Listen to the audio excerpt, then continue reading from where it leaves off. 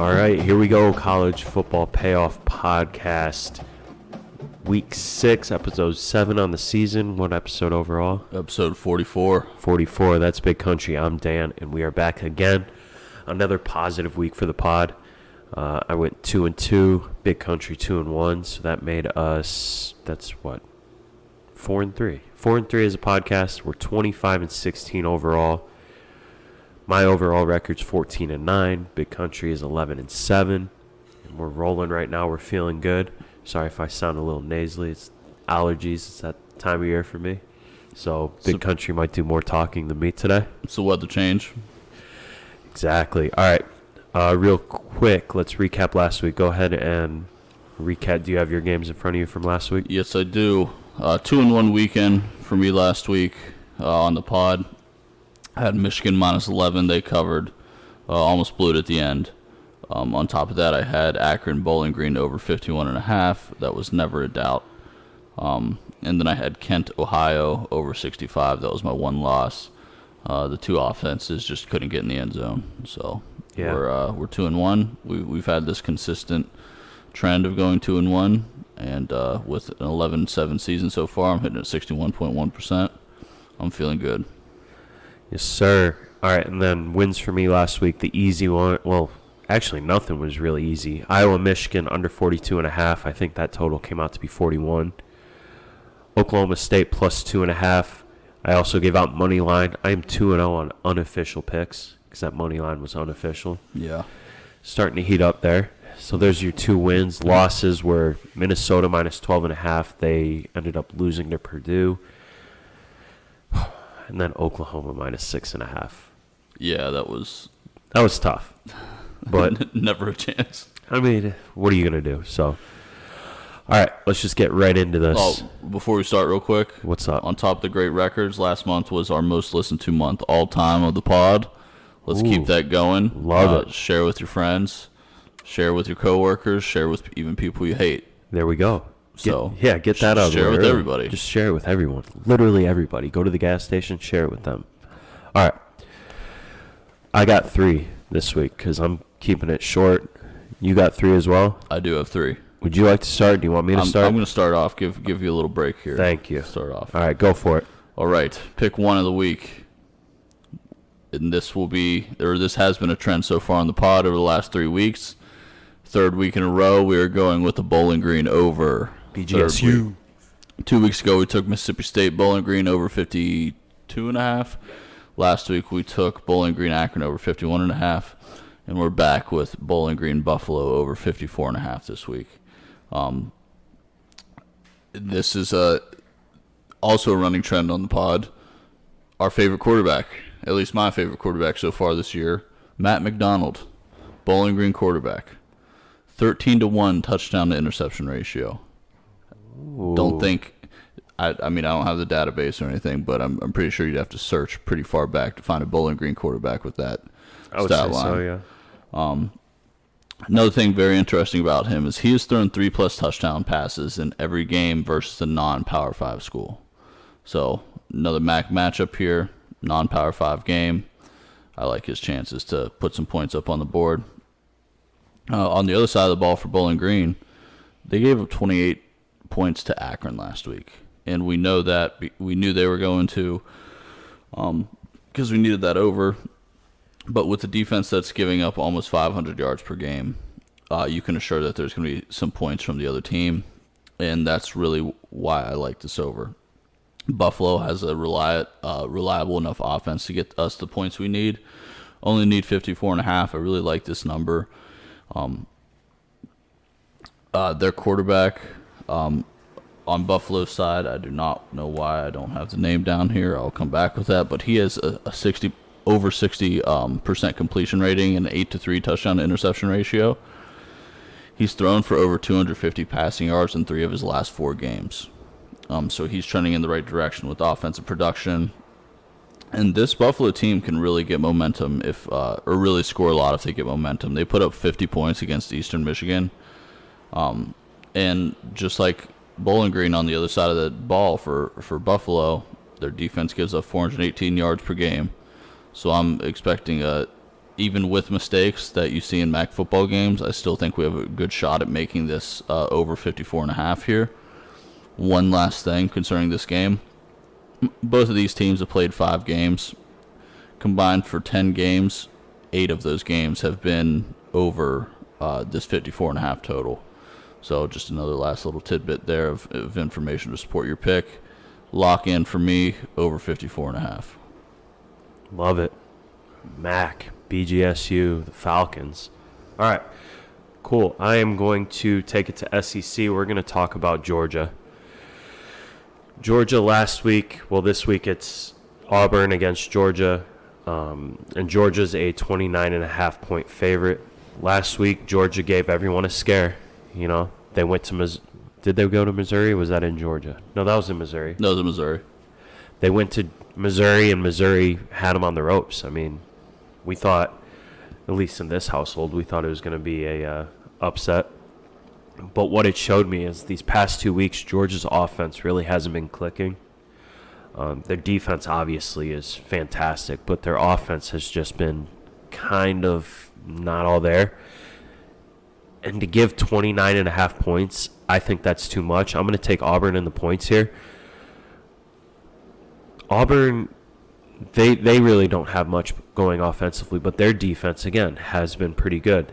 And with Georgia's offensive struggles, I think Georgia would have to put up 40 to 50 points to hit this number. I don't think that happens. I think Auburn can pick up a few, scores at the end or, something quick, maybe keep it close at half, but I just don't see Georgia covering here. They've been, like I said, their offense has just been kind of meh. So, not going to dive into too much here. I think 30 points is too much. So, give me Auburn plus 29.5. Okay. Yeah, I'll be interested to see where Georgia actually is after this week. Because if they do 3 bad weeks in a row, we know something's in up over there. They're in trouble for the long-term outlook. Right. On top of that, they've lost their number 1 AP poll position, which doesn't mean much, but it's interesting to see what the voters are thinking. Yeah. All right, for Big Country's second pick of the week, we're going to take a bounce-back game. This is going to be Washington minus 14 at Arizona State. One thing we do know about Washington's coach, Caleb DeBoer, is that he is a cover coach.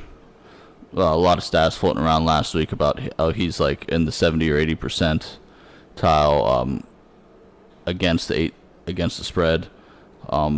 Really reliable coach, and what I even like more about this bet is that he didn't cover last week. Meaning, since he didn't cover last week, I think he's due for a cover here. Michael Penix Jr., leading passer in the country right now. I really like him. Yeah, I like him with DeBoer. Yep. Because when he had DeBoer at Indiana, he was really good. Without him, he fell off, and now he's back. Yep. With that big Penix energy. Shout out RG3. Penix has 1,733 yards this year with 16 passing touchdowns and only 3 picks. When you look at the other team, Arizona State, Sun Devils, this thing's kind of getting off the rails for them. They're only 1-4. Pretty embarrassing loss early in the year to Eastern Michigan, which got Herm Edwards fired. On top of that, with all these weird reports coming out about the staff that he had potentially leaking information to opponents to sabotage him, that does not bow well with the players in that locker room. If they have coaches that are deliberately trying to ruin the hard work they've put forth, whether it's in camp or the off season, you don't want to play for those guys. There's a feeling that this is just kind of a runaway train. There's nothing to do to really stop the misery of the season for the Sun Devils. The most points they've scored in a game was last week against a pretty lackluster, I'd say, USC defense. They're not that great, to be honest, with being the number 6 team in the country. And that was the most points the Sun Devils scored all year, and that was only 25 points. So they've yet to score 4 touchdowns in a game this year. I don't think that's going to be able to hold up against a Washington high-flying offense. Emory Jones is the quarterback, familiar face from SEC, played at Florida last year, and he is still confirmed not that guy, and he never was. Two big things that stick out here to me is some from a national rankings perspective. The Washington offense is 7th in the nation in yards per game with 506.6 yards per game. When we look at yards allowed per game, Arizona State ranks 91st in the country, allowing over 400 yards. And additionally, Washington's offense is 13th in the nation with 41.6 points per game. Meanwhile, Arizona State's defense is 88th in the nation of allowing points. So, I mean, two big spreads there when it comes to national rankings that support my pick. We're going to back Michael Penix, Kalen DeBoer in this bounce-back spot after a loss to UCLA last week. We're going to take Washington minus 14 and lock that up now because I do expect this to go to like 14.5, 15. That'll make all the difference from a push and a loss. Yeah, that stuff with Arizona State was wild. The coaches and all that. Yeah, I don't know how much of it's inflated or not because, Herm does have friends in the media with working at ESPN. So, like, were they putting that out to, help him? Or that's a pretty brash accusation to say, like, a coach wants to deliberately lose a game to get somebody fired. I mean, that's just not. But then even, like, the AD, they had a video of after that game that he eventually got fired from. They showed the AD, and it looked like they were saying, hey, you're fired, basically on the field. That's why it was weird to me, man. That's a crazy situation, but they needed a change. All right. Sticking with Oklahoma State again this week. They came up big for me last week against Baylor. They're plus 2.5. They ended up with a nice 11-point victory. This week, they're ranked number 7. They're going up against Texas Tech. They get 9.5 points. Well, they're chasing 9.5, so we're going to take Oklahoma State minus 9.5. They've been one of the most profitable teams in college football since 2021. Their last 16 games, they're 13-2-1 against the spread. 3 of the last 4 they've covered. And in all 4 of their wins, they've scored 34 points. One of the top offensive teams in the country. Spencer Sanders, even though I feel like he's just been around for a long time, but 66% of his passes for 1,100 yards, 11 touchdowns. He also runs a few times, gets close to 200 yards, 4 touchdowns on the year. This Texas Tech defense has given up 27-plus points in each of its last 4 games, and they're on the road for the 3rd time in 4 weeks. It's difficult for them to play on the road all the time, especially going up against one of the hottest offenses in the league, or in the country. I can see Sanders having over 300 total yards, 3 touchdowns, and then the Cowboy defense to get a few turnovers here and there. So I think this is real easy. Oklahoma State minus 9.5 against Texas Tech. That's my lock. Okay, I like it. Yeah, I'm interested to see how good Oklahoma State actually is. I always underestimate them every year, to be honest. So, and I underestimated them last week. I was worried about them beating Baylor, and then they came out and showed that they were the better team through and through. I was worried too. I was watching that thinking, damn, I can't go 1-3 this week. But they pulled through for me. I'm good. All right, last one for you, yeah? Yeah, real quick analysis here. I'm kind of nervous the more I look at this that this could be a Vegas trap line, but I do like the Duke minus 3.5 at Georgia Tech this weekend. And ultimately, this is a fade Georgia Tech spot. They're fresh off a win versus Pitt with their new coach, Coach Keys. He replaced Jeff Collins as the interim coach for the rest of the season.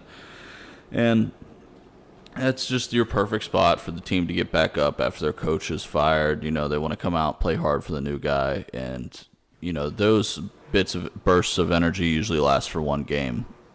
They pulled it off last week. They beat Pitt 26-21, and that's only after being +3 in the turnover margin, with Pitt having 3 turnovers. Overall, Georgia Tech's offense is just not that impressive whatsoever. They're averaging 16.2 points per game, And their highest scoring game of the whole season came against FCS opponent in Western Carolina. Jeff Sims, quarterback, has not been able to move the ball as well as he thought he would be. He's only has 3 passing touchdowns on the season with 2 interceptions. Not even 1,000 passing yards yet through 5 games. On the other side of the ball, Duke is a very sneaky good program this year. Their only loss is to Kansas, and if they would have beat Kansas, which they lost to by 8, we'd be talking about Duke the same way you hear the media talk about Kansas this year. So they've already passed their season win total of 3.5. Shout out to me, I had that bet before preseason. And they really kind of knocked this first year coaching hire out of the park with first year coach Mike Elko. He has the offense running pretty well. Quarterback Riley Leonard, has 1,176 yards through the air so far this year with 7 touchdowns and 2 interceptions. You know, I love betting on teams that are just have reliable quarterback play. When you have reliable quarterback play, especially in college, you always have a chance to cover the spread. And so I'm going to take this Duke Blue Devils minus 3.5. I do expect this to go up maybe a little bit. It was at 3 earlier today. I liked it a lot better at that, and we're already at 3.5. So we record on Wednesday, so just be on the lookout for this one to move. Yup, beauty. All right. There are 2 winless teams in college football. Do you know who they are? Is UMass one of them? Nope. No, I don't know. Colorado and Colorado State. They're both? Wow. They're both 0-4. Terrible football state. So you know what? I'm going to roll with I'm going to go to this Colorado State-Nevada game. This is a Friday night game, 10:30. It's in Nevada. And the line on this, last I checked, I don't know if it's changed or not, was Nevada minus 3.5.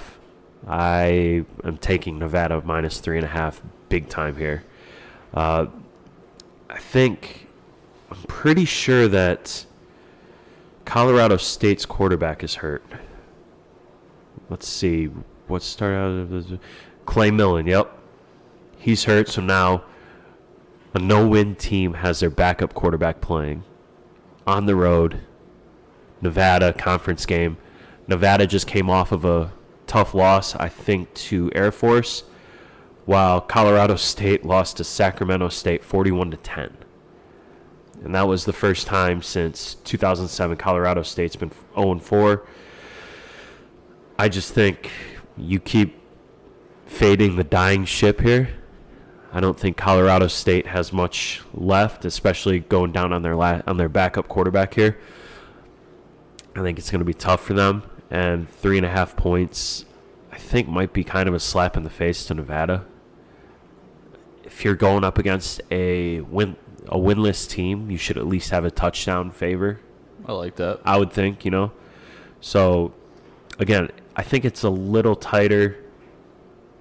I think the 3.5 would be if Colorado State had their starting quarterback. But he's not going to play. Colorado State is just banged up as a team. They're down. 3rd-string center, by the way. And without their starting tackles, their offense is just in shambles. Now they're facing the 20th ranked passing defense. Nevada protects the ball. They're going to chew the clock. They're going to get the lead. They're going to control the tempo. And I think this is an easy win. I think Nevada wins by 2 touchdowns at least in this game. So nice. We're going Nevada minus 3.5. Okay. That's all that I it? got. Yep. Oh, you got nothing else, huh? All right, let's do a quick recap. This was a very quick episode, thank God, because I feel like I'm dying over here. Jordan flu game you're going through right now. All right, let's roll through them. How about you go first? All right, Big Country, episode 44, week 6 locks. Before I repeat them, 11-7 on the year, 61.1%. Make sure to like and subscribe. This week's picks: Buffalo Bowling Green over 54.5, Washington minus 14 at Arizona State, and Duke minus 3.5 at Georgia Tech.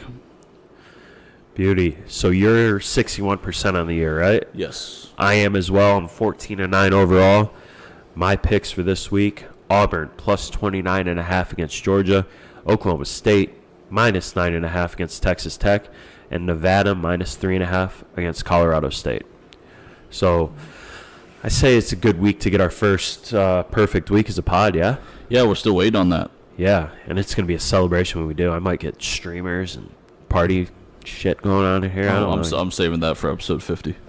I like it. All right, so yeah, speaking of that, why don't you let them know real quick where they can find us? Find Dan at dposk13 on Twitter. Find me at Big Country Bets. Most of all, find the pod at CFP_pod. Interact with us. We will interact back with you. Anything to grow the pod. Make sure to like, subscribe, rate, review, and most of all, share with your friends. We need to keep those download stats climbing for the pod. Absolutely. You said it all. Thank God you said it all, because I feel like I sound like I'm in a tunnel or something. It's brutal. All right, if you don't have anything else, I think I'm good to go. I'm good. Let's quick episode today. Let's lock these in early and get to betting. Absolutely. All right. Well, he said it. That's Big Country. I'm Dan. We will see you next week.